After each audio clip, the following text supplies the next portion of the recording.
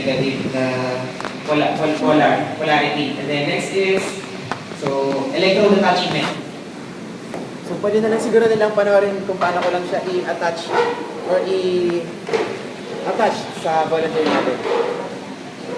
First, I have yung earth or yung color green.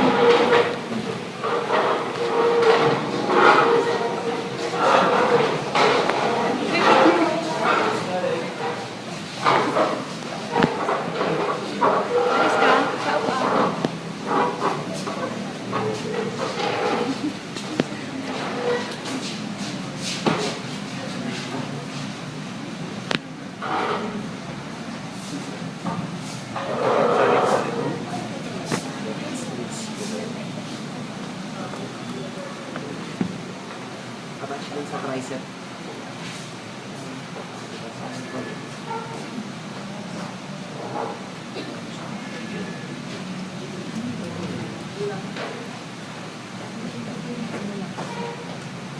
Then yung next color natin dito is brown.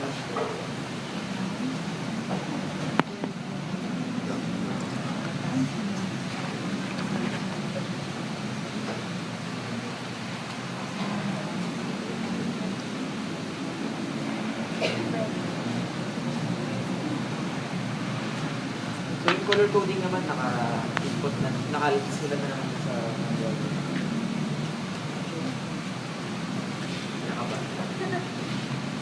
so another is yung white naman for bicep.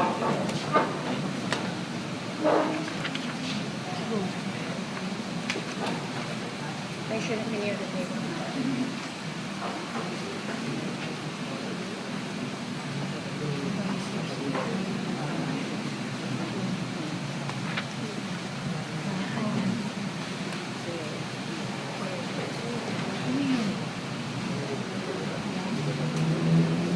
So once na naka-attach na yung mga electrodes sa arm of the student, sa next procedure na tayo. So the first exercise is to record the electrical activity during voluntary muscle contractions and then investigate how it changes with increasing demand. So you will notice channels here.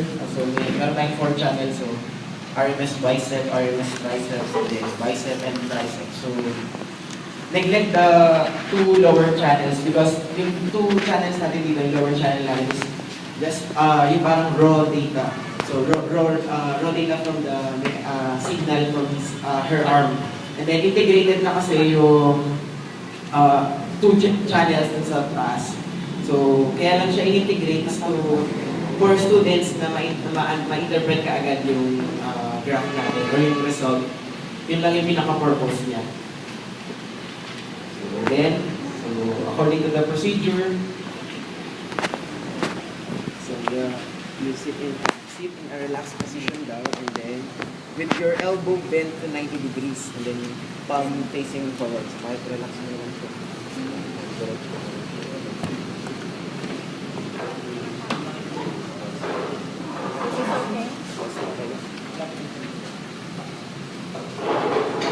Then first, we need to add a comment. For bicep contraction,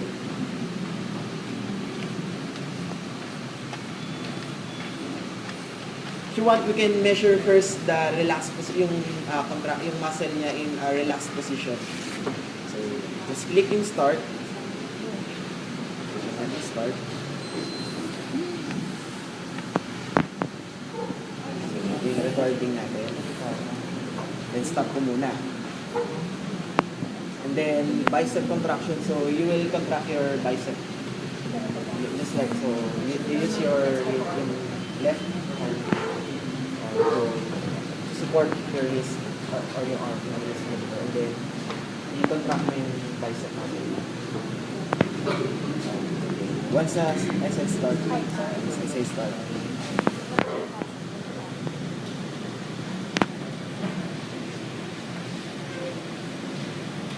From this point, bicep contraction, so start siya, and then contract your bicep muscle. As hard as you can, and then stop. Then next is for tricep contraction.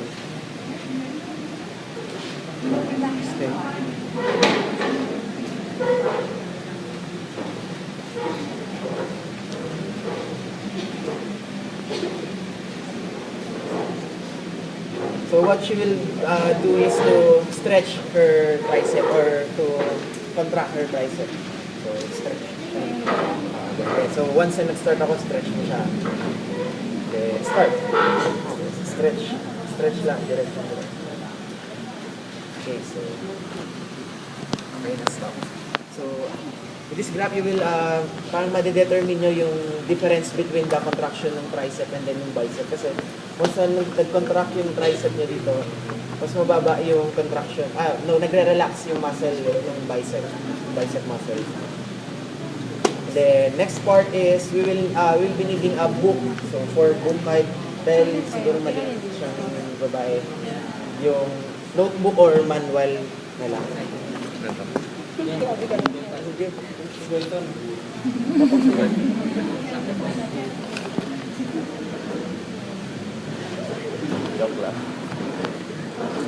First, ulit, sitting position and then naka-relax yung elbow niya o yung muscle niya. Nakaganon pa din, 90 degrees. So, wala mo ng books na gagamitin. So, start ko muna yung recording.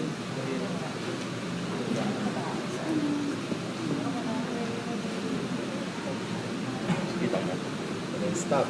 So, next, we will, maglalagay na tayo ng book. So, first book muna.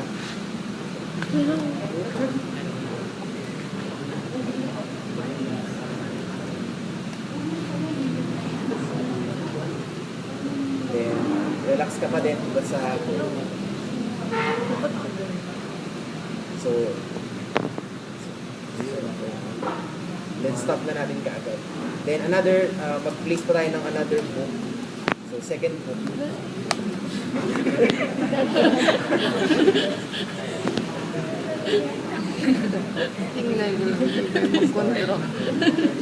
Okay, so yun. Oy, Born and Levy naman. Then stop. Okay, so kaya mo ba? Snell. Okay, sige. Upo naman. Okay, so third book naman. Tao naman. Third book.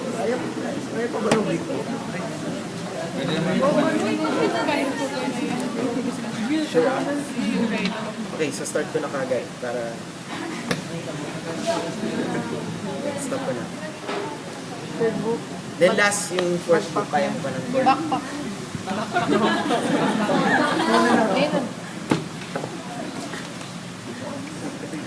Oh, sige. Let's start na. Lakas. Hindi ko kaya yun. Oops. Then stop. Okay na. Para, so ayun yung result natin. Then after nung maka 4 books na tayo, next procedure na tayo is for analysis. Yung analysis will be performed by the reporting group na lang. So next, skip na natin. After this experiment, sila na lang yung tuturuan ko.